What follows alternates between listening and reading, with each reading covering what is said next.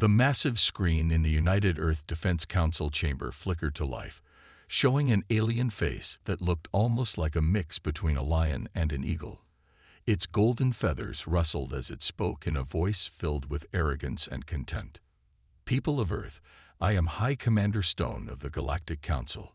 Your primitive planet has been given the honor of joining our mighty empire. You have 48 hours to surrender and accept our rule. If you refuse..." The alien's beak clicked in what might have been amusement. "Well, let's just say we have turned far more advanced civilizations than yours into space dust." The transmission ended, leaving the council chamber in complete silence. 50 of Earth's top military and political leaders sat around the circular table, their faces lit by the soft blue glow of their data screens. At the head of the table, Admiral James Wilson stood up slowly, his weathered face showing no fear, only determination. "Ladies and gentlemen," he said, his deep voice calm and steady, "the moment we have prepared for during the last 30 years has finally arrived." The Admiral pressed a button on his control panel, and a 3D hologram appeared in the center of the room, showing Earth and its surrounding space. With another button press, hundreds of small dots appeared, hidden in various locations around the planet and behind the moon. "While the Galactic Council believes we are nothing but a primitive species barely able to reach our own moon, we have been building." Admiral Wilson's eyes swept across the room. Building, preparing, and waiting. One of the council members, General Roberts, leaned forward. "How many ships do they have?" "Admiral, our deep space sensors detect a fleet of 200 warships heading our way. They expect this to be an easy conquest." A small smile appeared on Wilson's face. "They don't know that we have 500 ships of our own, hidden in quantum bubbles that their sensors cannot detect." Murmurs of approval filled the room. For decades, Earth had maintained a careful facade of being a developing civilization, all while secretly advancing their technology far beyond what anyone suspected. The crashed alien ship they had recovered in 2035 had given them the foundation, but human innovation had taken that knowledge and improved upon it in ways the aliens had never imagined. "What about the civilian population?" asked Defense Minister Brown, her voice tight with concern.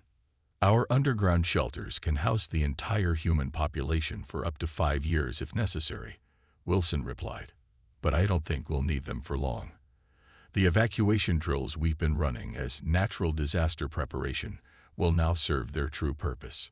The Admiral brought up another hologram, this one showing the specifications of Earth's flagship, the EDS Defender. "Our ships are equipped with quantum shields that can absorb and redirect energy weapons. Our own weapons use principles of physics that the Council races haven't even discovered yet. We are not the primitive species they think we are." As if to emphasize his point, alarms suddenly blared throughout the chamber. A junior officer rushed in, his face flushed with excitement. "Admiral, the Council fleet just destroyed our defense satellite network." Wilson nodded calmly. "Right on schedule. They're following the exact pattern our psychologists predicted. Their arrogance makes them predictable." He turned to the Council members. "The satellites were decoys, designed to reinforce their belief in our technological inferiority. Meanwhile, our real defense grid remains hidden and fully operational." The Admiral straightened his uniform and looked each Council member in the eye. "The evacuation of civilian populations to the underground cities begins in 1 hour. Our fleet will move into position during the next 47 hours. When their ultimatum expires," his voice hardened, "we will show them exactly what humanity is capable of." The Council chamber erupted in determined applause. Humanity had spent decades playing the part of an underdeveloped civilization, all while preparing for this very moment. The Galactic Council thought they were dealing with primitive humans who would easily bow to their demands. They were about to learn just how wrong they were. Captain Rachel Anderson stood in the command center of the EDS Avenger, one of Earth's most advanced warships. Through the massive view screen, she watched as hundreds of ships emerged from their quantum hiding spots around the moon. Each ship's dark hull seemed to absorb the starlight, making them look like moving shadows against the stars. "Status report," she commanded, her voice firm but calm. "All systems at full power, Captain," replied First Officer Mike Turner. "Quantum shields are operating at 100% efficiency. Weapon systems are primed and ready." Rachel nodded, remembering how far they had come.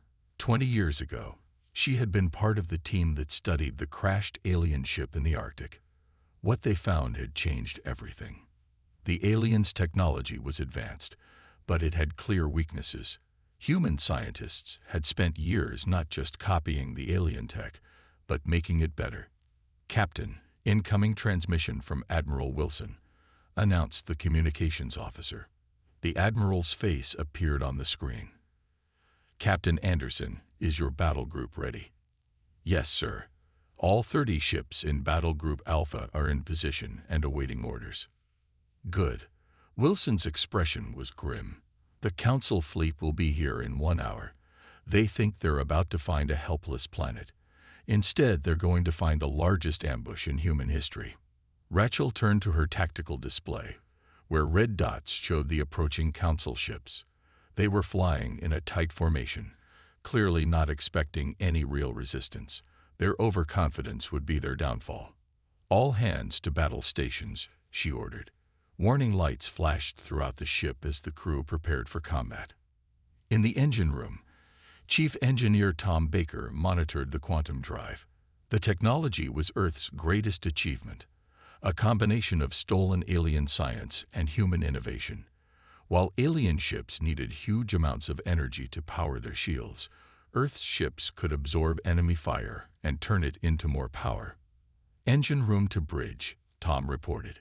"The quantum core is running perfectly. Those alien bastards won't know what hit them." On the bridge, Rachel watched as the last civilians were evacuated into underground shelters. The Council thought they were dealing with cities full of helpless humans. In reality, Earth's surface was now a giant trap. "Message from ground control," announced the communications officer. "All civilians are secure. Surface defense systems are active and masked." Rachel smiled. Earth's cities might look normal from space, but they were now empty shells hiding powerful weapons. The real cities were deep underground, protected by layers of quantum shielding. "Multiple ships dropping out of faster-than-light travel," reported the sensor officer. "Council fleet has arrived." The view screen showed the Council warships appearing one by one. Their ships were huge and covered in golden armor, built to look impressive and intimidating. But Rachel knew that fancy armor wouldn't save them from Earth's new weapons. "They're broadcasting their ultimatum again," said the communications officer, "still giving us 1 hour to surrender." "Send no response," Rachel ordered. "Let them think their message scared us into silence." She watched as the Council fleet moved closer to Earth, probably expecting to see panic and chaos on the surface. Instead, they would find a planet ready for war. "Battle Group Alpha, this is Captain Anderson," she broadcast to her ships. "Remember your training. Remember what we're fighting for. Humanity has hidden in the shadows for decades, but today we show the galaxy what we can really do." The minutes ticked by as the Council fleet approached. They had no idea that Earth's ships were hidden all around them, weapons locked on target. They didn't know that every human city was empty, turned into a massive weapon platform. They couldn't detect the quantum shields that would turn their own energy weapons against them. "Time remaining in their ultimatum?" Rachel asked. 5 minutes, Captain." She nodded, feeling the weight of history on her shoulders. "Prepare all weapons. The moment their time runs out, we show them humanity's hidden strength." The final minutes passed in tense silence. Throughout the solar system, Earth's ships waited in perfect position, ready to strike. The Council fleet had walked right into humanity's trap, their arrogance blinding them to the truth. They were about to learn that underestimating humanity was the last mistake they would ever make. The moment the Council's ultimatum expired, Captain Rachel Anderson gave the order that would change galactic history forever. "All ships, Execute attack pattern Delta. Quantum shields at maximum power. Fire on my mark. Across the solar system, Earth's hidden fleet suddenly appeared, their quantum bubbles dissolving to reveal 500 warships surrounding the Council fleet. The alien ships, caught completely by surprise, tried to scatter, but it was too late. Fire, Rachel commanded. The space around Earth lit up like a new sun as hundreds of human ships fired their quantum weapons at once. The Council's golden ships, so proud and mighty moments ago, found their energy shields useless against Earth's advanced technology. The quantum beams passed through their defenses like they weren't even there. Direct hits on 30 enemy ships, reported First Officer Turner, his voice steady despite the excitement. Their shields are failing. On the main screen, Rachel watched as the first Council ships exploded. Their golden armor, designed to reflect energy weapons, proved worthless against weapons that ignored traditional physics. But the Council fleet wasn't finished yet. Enemy ships returning fire, warned the tactical officer. Massive energy beams from the Council ships struck Earth's vessels, but instead of causing damage, the quantum shields absorbed the energy, growing stronger with each hit. This was humanity's greatest secret, technology that turned an enemy's strength against them. Power levels rising, reported Chief Engineer Baker from the engine room. Their attacks are actually charging our weapons. Rachel allowed herself a small smile. Target their flagship. Show them what their own energy can do. The EDS Avenger's main gun fired a beam of pure quantum energy, powered by the Council's own attacks. The massive blast struck the alien flagship, cutting it in half like a hot knife through butter. The Council's command ship exploded in a brilliant flash of light. Council fleet is in chaos, Turner reported. They're trying to retreat. But Earth's ships were positioned perfectly to prevent escape. Decades of preparation had led to this moment, and humanity's fleet moved like a well-oiled machine. Each ship knew its role, executing complex maneuvers that trapped the enemy vessels in a web of devastating crossfire. Ground batteries, commence firing, Rachel ordered. The seemingly empty cities on Earth's surface suddenly came alive. Buildings split open to reveal massive gun emplacements. The Council fleet, already struggling against Earth's ships, now faced fire from the planet itself. They had nowhere to run. Message from the Council fleet, announced the communications officer. They're begging for mercy. Rachel's expression hardened. Put them through. The main screen showed the face of a Council commander, his feathers ruffled in panic. Please, we surrender. We didn't know. How is this possible? You're supposed to be primitives. That's exactly what we wanted you to think, Rachel replied calmly. For decades, you and the Council looked down on Earth, never noticing as we grew stronger. Your arrogance made you blind.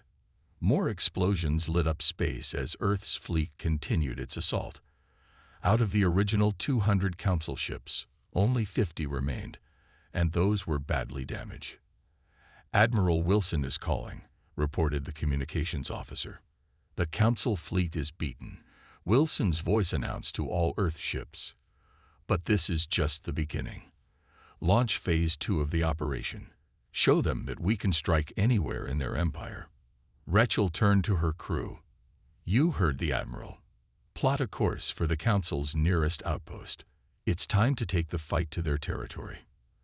As the Earth fleet prepared to jump to faster-than-light speed, Rachel looked at the debris field that had once been the Council's mighty armada. In just 1 hour, humanity had gone from being seen as primitive weaklings to becoming the most feared force in the galaxy. And they were just getting started. Commander Thomas Parker moved silently through the shadows of the Galactic Council's central space station. His stealth suit, reverse-engineered from alien technology and improved by human ingenuity, made him completely invisible to the station's security systems. The massive station hung in space like a giant metal star, with 6 huge arms extending from its center. It was here that the Council made its decisions about the fate of thousands of worlds, and today they were in complete chaos. Status report. whispered Parker into his hidden communicator. Council members are still arguing in the main chamber, replied his partner from the station's security center. They're blaming each other for underestimating Earth. 3 member species have already threatened to leave the council. Parker smiled.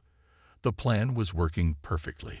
Earth's show of force had cracked the council's unity, and now he would deliver the final blow. He reached the central database room, his scanner showing 4 guards outside. Thanks to Earth's quantum technology, he could walk right past them. The door's security system didn't even notice as he slipped inside. Beginning data download, he reported, connecting his quantum computer to the council's mainframe. Let's see what secrets they're hiding. The files began flowing into his device. What he found made his blood boil.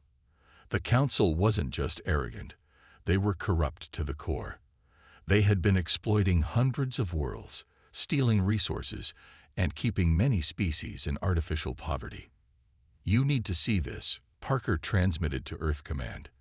They've been lying to everyone. They deliberately keep some species from advancing, telling them they're not ready for better technology. Meanwhile, they steal these worlds' resources and keep the profits. In the main council chamber, the arguing grew louder. News feeds showed the scene. Representatives from 50 different species shouting and threatening each other. The council's mighty fleet had been destroyed by a planet they thought was primitive, and now everything was falling apart. Sir, his partner reported, I'm picking up encrypted transmissions. Several council member species are secretly trying to contact Earth. They want to switch sides. Parker wasn't surprised. The council's defeat had shown everyone that they weren't invincible. Now, all the species they had bullied and cheated saw a chance for freedom. He downloaded more files, finding evidence of even worse crimes. The council had deliberately destroyed civilizations that grew too powerful, keeping their technology for themselves. They had been doing this for thousands of years. Suddenly, alarms blared throughout the station. Warning: unknown ships approaching. Parker checked his tactical display and grinned. Right on schedule, Earth's fleet had arrived, led by Captain Anderson's ship. But they weren't here to attack. This was Phase 3 of the plan. Attention Galactic Council. Anderson's voice boomed through the station's speakers. We have discovered your crimes against other species. Surrender now, or we will share your secrets with every world in the galaxy. The council chamber erupted in panic. Some representatives ran for their ships, while others demanded to know how Earth had discovered their secrets. Parker transmitted one final message: mission accomplished. All evidence of council corruption has been secured. Good work, Commander, replied Admiral Wilson. Begin Phase 4. Throughout the station, hidden quantum transmitters activated, broadcasting the Council's secret files to every planet in the galaxy. Thousands of worlds would soon learn how they had been deceived and exploited. The Council's power was built on lies and fear. Now, thanks to Earth's careful planning and Commander Parker's infiltration, those lies were exposed to everyone. As Parker made his way back to his hidden ship, he could hear the sound of revolution beginning. More species were declaring their independence from the Council every minute. The mighty Galactic Council, which had ruled space for millennia, was collapsing in a single day. And humanity was there to help build something better from the ashes. Dr. Maria Collins stood before the gathered representatives of 20 alien species in Earth's underground command center. Behind her, a massive hologram showed hundreds of human colonies spread across the galaxy, all of them previously hidden from the Council's eyes. For 30 years, she began, her voice clear and confident. While the Council thought we could barely reach our own moon, humanity was actually building an empire in secret. The aliens watched in amazement as she brought up more holograms showing advanced human technology. Some gasped when they realized just how thoroughly they had been deceived. But how? Asked a representative from a world that had just broken away from the Council. Their sensors should have detected your ships, your colonies. Maria smiled and pressed a button. A complex diagram appeared, showing Earth's greatest invention. This is the quantum cloak. We didn't just improve the Council's technology, we completely revolutionized it. Our colonies have been hidden inside quantum bubbles that exist slightly out of phase with normal space. She walked through the hologram, pointing to different human settlements. Every time the Council found an empty planet and marked it as worthless, we were actually there, building and growing stronger. We have over 50 colonies now, each with millions of humans. The room erupted in surprise murmurs. One of the alien leaders stood up, his crystalline body glowing with excitement. That's why Earth seemed so calm about facing the Council's fleet. You weren't just defending one world. You were protecting an entire hidden empire. Exactly, Maria confirmed. The attack on Earth was exactly what we were waiting for. It gave us the perfect excuse to reveal our true strength. She brought up another hologram, this one showing Earth's faster-than-light drive technology. While the Council's ships tear through space, causing damage to the fabric of reality, our quantum drives slit between the spaces in space itself. We can travel faster, more efficiently, and without leaving any trace. The alien representatives were stunned. Many of them had believed the Council's propaganda that their technology was the most advanced in the galaxy. Now they were learning that humans had surpassed it years ago. But why wait? Asked another representative. Why pretend to be primitive for so long? Maria's expression grew serious. Because we found something in that crashed ship 30 years ago. Something that showed us the Council's true nature. We knew they wouldn't accept another advanced civilization. They would try to destroy us, just like they destroyed others before. So we played their game, pretended to be harmless, all while preparing for this moment. She showed them more images, human ships helping rebellious planets, quantum technology being shared with former Council worlds, new alliances being formed. The Council's power was based on keeping other species divided and afraid, she explained. They made everyone think they needed the Council's protection and guidance. But now the truth is out, and their power is broken. An alarm sounded, and a junior officer rushed into the room. Dr. Collins, we're detecting massive fleet movements. Every Council world that hasn't rebelled is gathering their ships. Maria nodded calmly. Right on schedule. They think they can still win with overwhelming force. She turned to the alien representatives. But they don't know about our other hidden fleets or the weapons platforms we've built throughout their own territory. We've had 30 years to prepare for this moment. The aliens looked at each other, then back at Maria. One by one, they stood up. Earth has shown us the truth, their speaker declared. The Council tried to keep us weak and afraid, but humanity found a way to beat them at their own game. We stand with Earth. Maria smiled as more representatives pledged their support. The Council had ruled through lies and fear for thousands of years, but they had never faced anything like humanity, a species that turned deception into an art form, all in the service of freedom. The Great Deception was over. Now it was time for the final battle. Ambassador David Reed watched from the bridge of the EDS Peacemaker as another Council world declared its independence.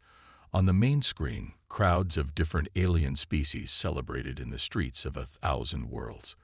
The Council's iron grip on the galaxy was breaking apart, piece by piece. That makes 30 worlds that have joined our alliance in the last 24 hours, reported his aide, looking up from a datapad. And more are calling for talks every minute. David nodded, his experienced diplomat's face hiding his excitement. Everything was happening faster than even Earth had planned. The Council's lies had made them powerful, but those same lies were now destroying them. Incoming transmission from the Crystal Worlds, announced the communications officer. Their entire sector is voting to join the alliance. The Crystal Worlds were some of the oldest civilizations in the galaxy. For them to turn against the Council was a huge victory, but David knew the real fight was just beginning. Multiple Council fleets detected, warned the tactical officer. They're gathering for a major attack. At least 1,000 ships. David remained calm. This was exactly what they had expected. The Council would try to crush the rebellion with brute force. But Earth and its new allies were ready. "Send the signal," he ordered. "Execute Operation Freedom." Across the galaxy, hidden human quantum transmitters activated. In an instant, every rebel world received detailed plans and technical specifications. Earth was sharing its advanced technology with all its allies. "Sir, you need to see this," his aide called out in excitement. The main screen showed scenes from different worlds. Alien ships were being quickly upgraded with quantum shields and weapons. The technical plans Earth provided were designed to be easily implemented, allowing their allies to match the Council's military power within hours. "Council fleet is launching their attack," reported the tactical officer. "They're targeting the crystal worlds first." David opened a channel to all allied worlds. "This is the moment we've prepared for. Earth will no longer stand alone against tyranny. Together, we fight for freedom." The response was immediate and overwhelming. Newly upgraded Allied ships jumped into battle alongside Earth's fleet. The Council forces found themselves facing not just human technology, but their own former subjects using that same advanced technology against them. "Council ships are taking heavy losses," reported the tactical officer. "Their energy weapons are useless against our quantum shields, and now every rebel ship has the same protection." On the screen, David watched as the Council fleet broke apart under the combined attack. Their traditional tactics were useless against ships using Earth's quantum technology. More importantly, their crews were demoralized, realizing that they were fighting for a lie. "Message from Admiral Wilson," called out the communications officer. "The Council's main fleet is retreating. Their commanders are surrendering all across the galaxy." The bridge crew cheered, but David raised his hand for silence. "This isn't just about winning a war. It's about building something better." He turned to his aide. "Call a meeting of all Allied representatives. It's time to create a new galactic alliance, one based on freedom and cooperation, not fear and lies."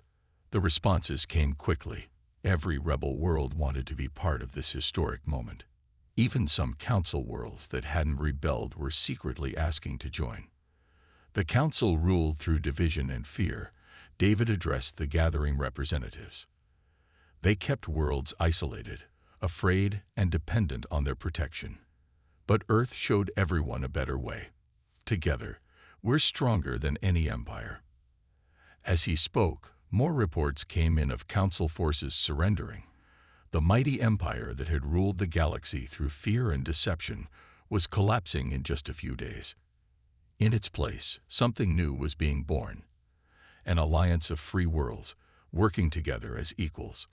And it had all started because humanity chose to be clever instead of confrontational, patient instead of aggressive. The galaxy would never be the same again. The Great Hall of the new Galactic Assembly was packed with representatives from over 200 worlds, where the old council chamber had been built to intimidate with its towering walls and golden throne. This new meeting place was designed to unite. Everyone sat at the same level in a perfect circle, symbolizing equality among all species. Admiral James Wilson stood at the speaker's podium, his uniform displaying both Earth's flag and the new symbol of the Free Worlds Alliance. The past month had changed the galaxy forever, and now it was time to build something new from the ashes of the old order. 1 month ago, he began, his voice carrying to every corner of the hall. The Galactic Council thought they could bully Earth into submission. They assumed we were weak, primitive, and afraid. He paused, allowing himself a small smile. They were wrong. The assembled representatives cheered. Many of them had lived under the Council's oppression for centuries, never daring to dream of freedom until Earth showed them it was possible. "But our victory wasn't just about military power," Wilson continued. "It wasn't just our quantum shields or advanced weapons that won the day. It was unity. It was courage. It was the desire for freedom that burns in the heart of every living being." On the massive screens around the hall, images appeared showing the events of the past month. Earth's fleet revealing itself, Commander Parker exposing the Council's crimes, Dr. Collins sharing advanced technology with ally worlds, and Ambassador Reed forming new alliances. The old council believed that different species couldn't work together as equals. Wilson said, "They ruled by keeping everyone divided and afraid. But look at us now." He gestured to the gathered representatives. Crystalline beings sitting next to energy forms, reptilians beside aquatic species, all working together in harmony. Captain Rachel Anderson entered the hall, accompanied by alien officers from 10 different worlds. They approached the podium together. "This is what the future looks like," Wilson announced. "The first joint species exploration fleet is ready to launch. Under Captain Anderson's command, they will explore the unknown regions of our galaxy not to conquer or exploit, but to learn and grow together." The assembly erupted in applause as Anderson and her multi-species crew took their places. Each officer wore a uniform combining their own world's symbols with the Alliance emblem. "The last council leaders have surrendered," Wilson continued once the cheering died down. "Their empire, built on lies and fear, lasted for thousands of years, but it could not survive against the power of unity and truth." He pressed a button, and new images appeared, schools being built on formerly oppressed worlds, quantum technology bringing clean energy to struggling planets, joint scientific missions making new discoveries. "We're not just creating a new government," Wilson declared. "We're building a new way of life, one where every species can reach their full potential, where knowledge is shared, not hoarded, where strength comes from cooperation, not domination." The Admiral looked around the hall, meeting the eyes and equivalent sensory organs of each species' representatives. Earth's victory showed that even the mightiest empire can be defeated by those they underestimate. But our real victory isn't in what we destroyed, it's in what we're building together. As if to emphasize his point, Captain Anderson stepped forward again. "The exploration ship is ready, Admiral. We've named it Unity." Wilson nodded in approval. "Then let this be the moment that marks our true beginning. Not as conquerors, not as rebels, but as equals working together for a better future." The assembly chamber filled with cheers and the various sounds different species made to show approval. As Wilson watched Captain Anderson and her crew prepare to depart on humanity's first official mission as part of the new alliance, he felt a deep sense of satisfaction. The galaxy had changed forever, and it had all started because humanity chose to be smart rather than strong, patient rather than aggressive.